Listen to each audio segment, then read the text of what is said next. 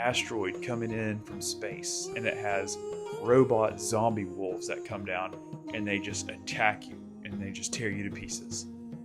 So that's your worst case scenario.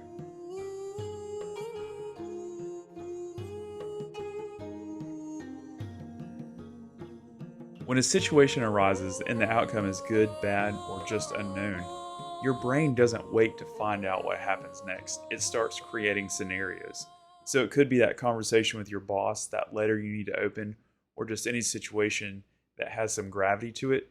Your brain takes over and will start creating the worst case scenarios for you. So here's the twist. The brain doesn't just create one new memory with that new scenario. It connects that new scenario to old scenarios and actual memories where things didn't go your way. So now it's going to superimpose the emotions from that old memory of shame, blame, judgment, guilt, and also bring in that old identity. So now you have a future that hasn't happened yet, loaded with the emotions from the past.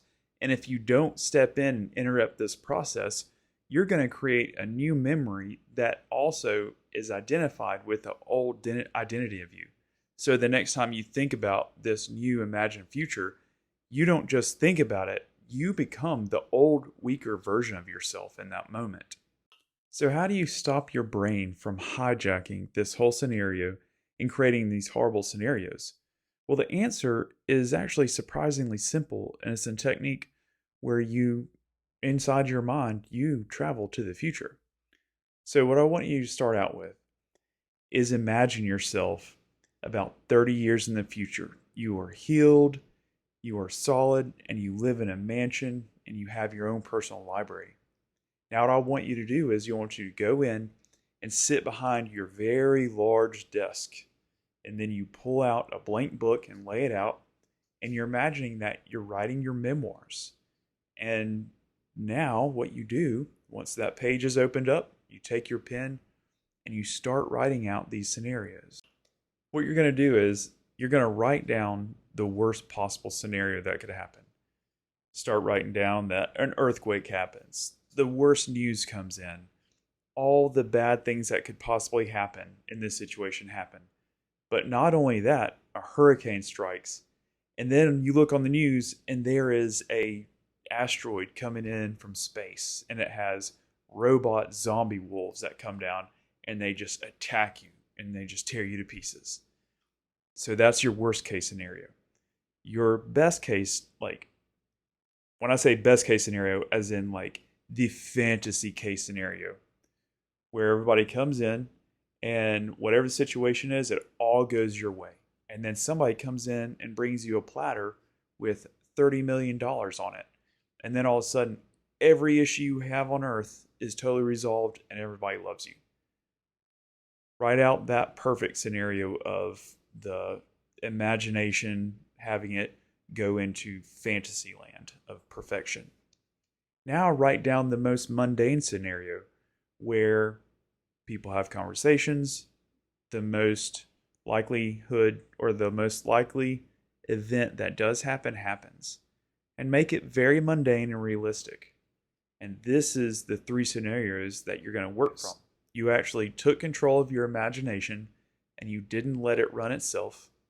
And you also attached a calm, cool identity to it where you are very, very collected with mellow emotions. Now, next, when you start thinking about these again and looking at it, if your brain starts imagining scenarios again, you would immediately start thinking about the most absurd worst case scenario. And then your brain is going to be like, all right, we're going to go ahead and discard this. And this is going to free you up to focus on where you're at, to do what you need to do.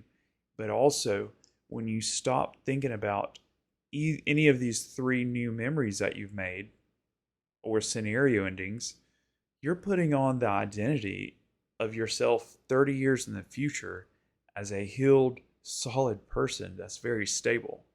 And this gives you a lot more clarity in choosing what to do next. So next time your mind starts spiraling out of control with new scenarios, sit down in your mind, in your library, pull out that blank book, and you start writing the script. You start creating those scenarios and you take control of your imagination. And in the comments below, let me know what your zombie wolf moment is. Let me know how bad you make your scenarios. And if this helped, let me know. I want to hear that. And next time, I'm going to show you how to go in and reprogram the emotions that are attached to old memories. So when you pull up those old memories, you no longer have those old emotions populating and that old identity. You now will have a calm, cool, collected demeanor and your new identity that will be superimposed on you. Hey, thanks, Roadhouse Spiritual Hard.